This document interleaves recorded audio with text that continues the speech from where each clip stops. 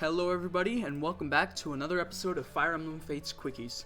Today we'll be finally starting off on our Paralogue chain with Paralogue 5, Bold Approach. This is the Paralogue where we get to recruit Silas's daughter, Sophie.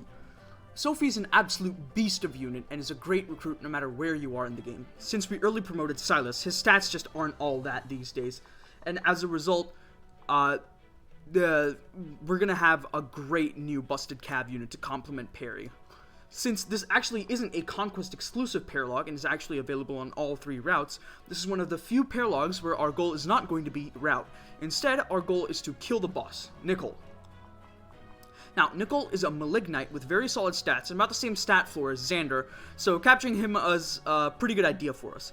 Along with him come two Wyvern Lord reinforcements at the top right of this map, top left of this map around here, with the same stats but without the lower defense from being the Malignite. For our purposes, we have more than enough flyers to make chapters 19 through 21 a breeze, so we'll only be capturing Nicol. But for other playthroughs, it is important to note that capturing all three of these will seriously help your transition from the mid game into the late game.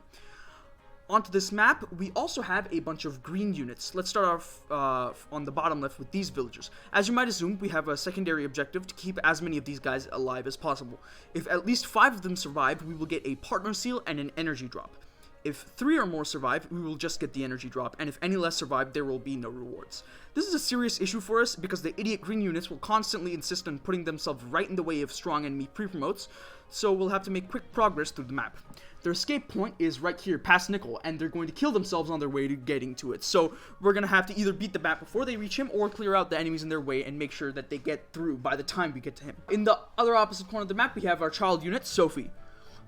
We've passed down defense +2 to her from Effie, which is a knight skill, and Silas was unable to pass down any skills to her because all of his skills are ones she has already got learned. As you can see, he has Elbow Room and Shelter, which are the level 1 and level 10 Cavalier skills, but because Sophie's already higher than level 10 Cavalier, she already has those, so he can't pass anything down to them. As you can see, her strength, speed, and defense are all respectable, and so are her weapon ranks. Her personal is Mischievous, which inflicts a defense debuff of 3 after combat that she initiates. It also takes off their clothes, but since we don't typically play with animations on, that won't affect us much, if at all. Without further ado, let's get started. Ooh, Dusk Falls. It's been a while since I've had the pleasure of listening to this one on a map. I think the last time was, what, Paralogue 2? Kana's Paralogue? You know what, I think I'm going to turn on animations on player face for this one. Let's go. Alright, first thing what we're going to do is we're going to pair up Corrin with Silas. Silas is kind of a dead deployment here, but he's forced to be deployed, so we'll use him as a way to move Corrin as far as possible on turn 1. Meanwhile, Leo is just going to go as far left as possible.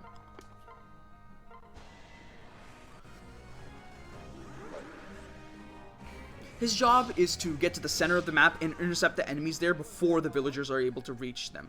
Now, following him is going to be Niles, who is going to absolutely put the pain on this guy. You'll notice that we've actually gotten Mozo now as their S support, so we can stop deploying her and get him into Sniper as we've done. This is going to be really important for Chapter 17, and is going to be really beneficial for the rest of the game. Sniper's class basis balances Niles' somewhat middling skill, insane speed and resistance, but low strength and defense, equalizing his offensive and defensive stats, and making him a more reliable guy. After this, he'll level up, giving us Skill +2, which is the first Archer skill. This is not the important one. The one that's important comes next, which is Quick Draw, a mini death blow that gives you 4 more damage on initiation. As you might imagine, it's pretty fucking good. Next up, what we're going to do is we're going to take Parry up to this Outlaw, and we're going to have her attack him. This doesn't kill him, but that's actually what we want, because after this, what we're going to have is Beruka is going to kill this guy with an axe that we've given her. The reason for this is that you might notice that Beruka is at level 9. We want to at least get her to level 10 so that she can promote and have better pair-up stats for when we use her as a backpack for Kaze.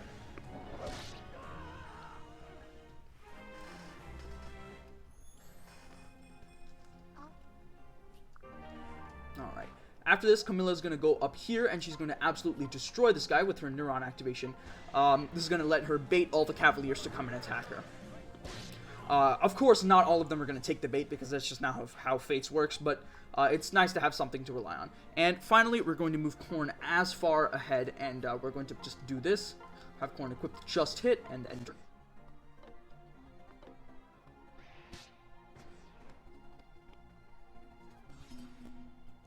Alright, let's start off by having Kaze show off his brand new weapon. Let's go up to this tile right here. And let's attack with our brand new Hunter's Knife. As you can see, effective weapons, I've said this before and I'll say it again, effective weapon stats in this game are insanely pushed. And as a result, you will be able to one-round anybody if you can just double them and have effective weaponry on them. Alright, next up, let's get Keaton in on this. Move up here, give him a kill on this guy.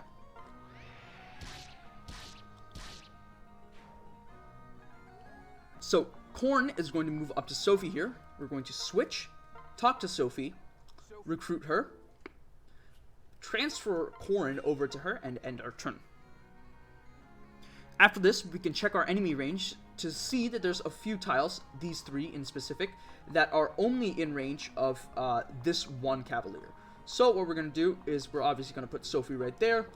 We're going to have her equip her lance, and we're going to separate our Corrin. Then what we're going to do is we're going to have Arthur and Camilla go over here. We're going to make sure Camilla equips the dual club so that if she dual strikes with Sophie, then Sophie will get better damage output. And then we're going to separate out here. Now, let's go to the bottom. So, what we're going to do is we're going to move Leo into this entire big-ass shit show of enemies with his Horse Spirit. Here's a pro tip for using Leo. If you don't know what to give him, just give him the Horse Spirit. He'll probably be fine. Alright. Then what we're going to do is we're going to kill this guy.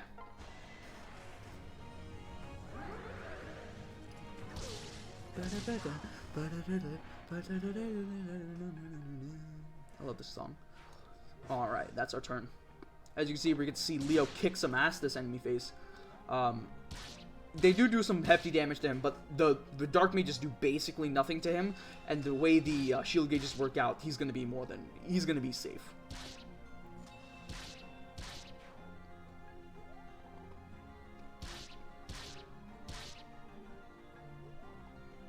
So these troubadours are going to always be a pain in the ass for us. It's just a fact of life that we really have to endure. So let's just live with it and deal with it. Alright, let's get this started by having Sophie get the kill on this cav. Let's go ahead and just attack this guy with the hand axe for now. Sophie's going to get to C rank lances, which is awesome. We can now work on our sword rank. Make sure she's dual striking with Camilla and just get the kill on this guy. Next up, Camilla and Arthur are going to pair back up, and we're going to move Camilla into here. What we're going to do is we're going to give her our her neuron activation. Not the neuron activation, I'm sorry. We're going to give her the dual club. Now, the reason we're doing this is because we want Camilla to get into a bunch of combat. If she attacks, that's for the better, but it's not necessary.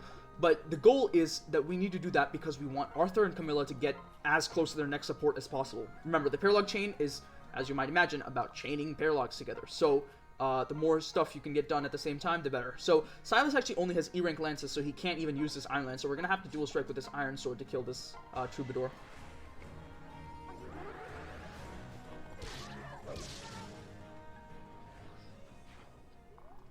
Now, if you want to be a bit safer than I'm playing right now, I would highly recommend deploying a healer like Felicia instead of somebody like Effie that I've deployed. However, for my sake, because, you know, I script these videos and I know exactly what's going to happen, it just makes more sense to do it this way. As you can see, we can just get a guaranteed kill on this Berserker. The Outlaw might attack us. I actually don't remember what his attack is, but regardless. Yeah, this Berserker is kind of a problem because Berserkers have an innate 20% crit boost, and also this guy has Gamble, which is part of his class set.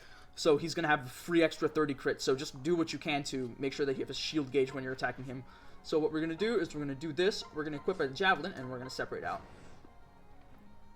He goes for Niles, and we get some extra Niles action. Alright. Here, let's show off this. As you can see, Camilla's res as a Malignite just means that she doesn't take enough damage for us to be worried about her. And it still gives her the support that she needs. And she shatters enemies, just like always.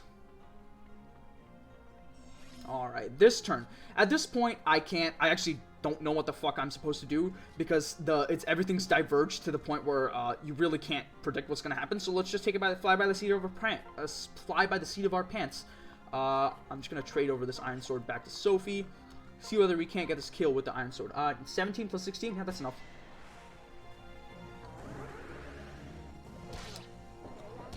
As you can see, that's the clothes being taken off. It's kind of cringe, but that's fates for you. extremely horny game. Ooh, HP, Strength, Speed. You love to see it. That's the kind of level up you're going to be expecting from Sophie. Our Sophie is FE Sophie, which doesn't really, which is very good for just having a shit ton of strength and having a decent amount of speed, because Effie's personal speed is very solid. These guys might get baited, but who cares? We're going to move Keaton up, switch to parry maybe, and then have Beruka go over here. Now, let's see whether we can do anything to this guy. Not quite. Can we do anything to this guy with, no. Let's see. Which one has the best debuffs? We're going to get a shield gauge regardless of what we attack with, so it doesn't matter for that purposes. Okay, so we're going to attack with the Steel Shuriken. And we're also going to get Poison Strike to take off a bunch of this guy's health. Aha, there we go.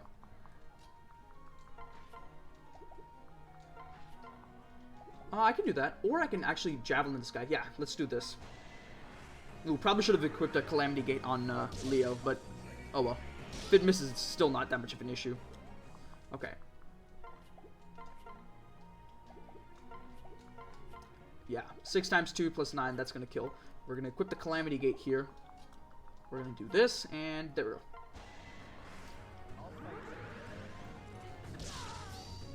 Oh, Leo gets a crit, which didn't matter in the least, but...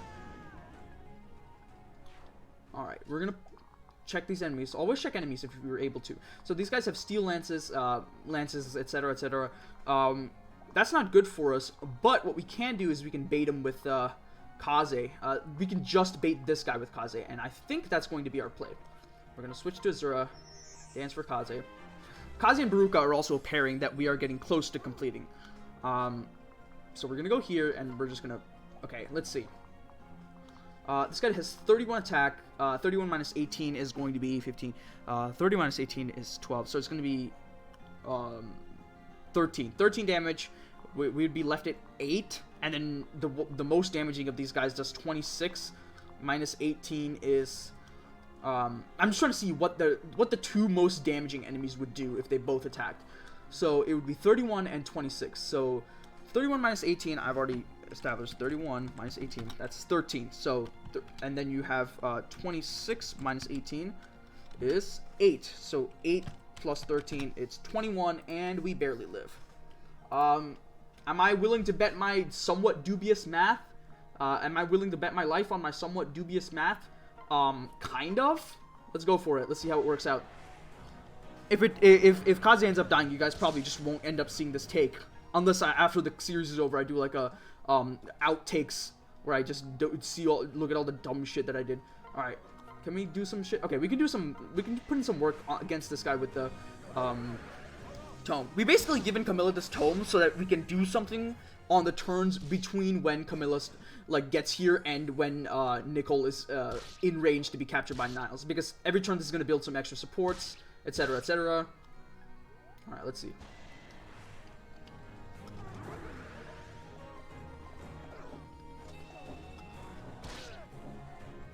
Oh shit, never mind. He totally lives. He gets another shield gauge after the next combat. He gets attacked, and then he attacks 2 times, unless he crits 1, in which case then it might be a bit... Yeah, he gets a shield gauge after this, whatever. Just don't crit. Alright. Kaze being as reliable of a unit as always, which is, in theory, pretty reliable, but in practice, a bit more scary than you really want it to be. You love to see it. Alright, getting the boss kill on Nicole is going to give Niles a bunch of EXP, but we want to see whether we can get some extra stuff. You know, a little bit extra never hurt anybody. Let's see.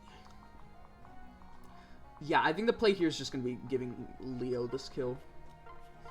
Equip the Horse Spirit. Do this, and then go here.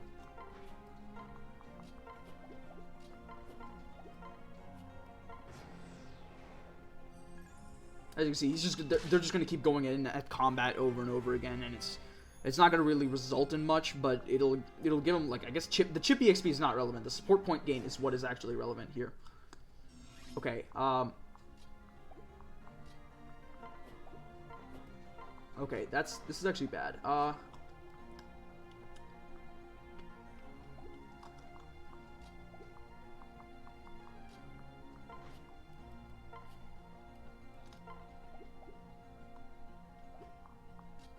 I guess I gotta do this. Okay, what you can do, I guess what I can do here is I can do this, go over here, I can switch to Niles. Oh, wait, no, sorry. I can do this, I can transfer Niles over to Leo, and then dance here. We need to make sure that this guy, yeah, no, he's going to get himself killed, so.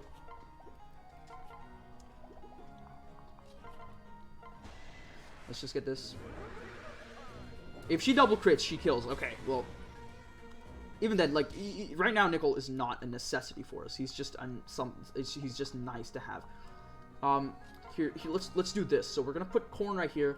We're gonna put Corrin in the back. We're gonna do this because Corrin has a C support with Niles.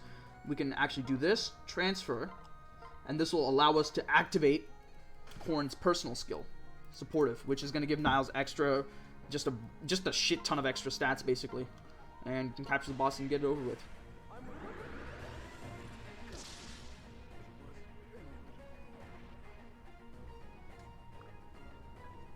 And now we get part of Deathblow.